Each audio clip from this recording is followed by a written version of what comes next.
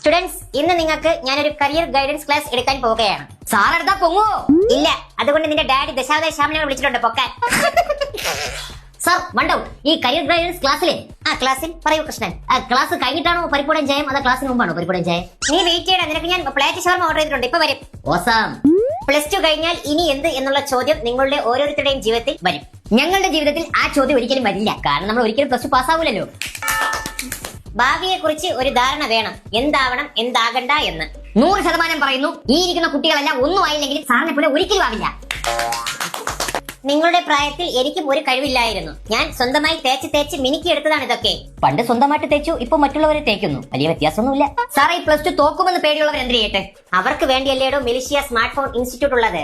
Plus two subject fail ആയവർ, plus two തോൽക്കുമെന്ന് പേടിയുള്ളവർ, പ്ലസ് ടു കഴിഞ്ഞിട്ട് വേറെ ഒന്നിനും പോകാതെ ഇരിക്കുന്നവർ, പെട്ടെന്ന് ജോലി കിട്ടണമെന്ന് ആഗ്രഹമുള്ളവർ എന്നിവർക്ക് വേണ്ടിയുള്ള ഇൻസ്റ്റിറ്റ്യൂട്ട് ആണിത്.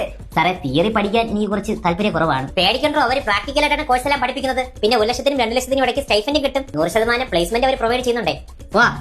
അപ്പോൾ നമ്മൾ ജീവിതത്തിൽ തോൽക്കണം. അങ്ങനെ തോറ്റ് ലോകം കണ്ട മഹാ തോൽവികളാണ്. വലിയ ശല്യമായല്ലോ. പ്ലസ് ടു ജയിക്കുമെന്ന് ഉറപ്പുള്ളവർ മാത്രം ഈ ക്ലാസ് ഇരുന്നാൽ മതി, ബാക്കി എല്ലാവരും ഗെറ്റ് ഔട്ട്. ഓ, അങ്ങനെയാണെങ്കിൽ സാർ പ്ലസ് ടു ജയിച്ചത് എന്താണ് എത്ര ഉറപ്പ്? സാറിന്റെ പ്ലസ് ടു സർട്ടിഫിക്കറ്റ് ഞങ്ങളുടെ മുമ്പിൽ ഹാജരാക്കണം. ശങ്കരൻ, കൃഷ്ണൻ, നിങ്ങൾ സിറ്റ് ഡൗൺ. അപ്പൊ തോറ്റെന്ന് ഉറപ്പായി.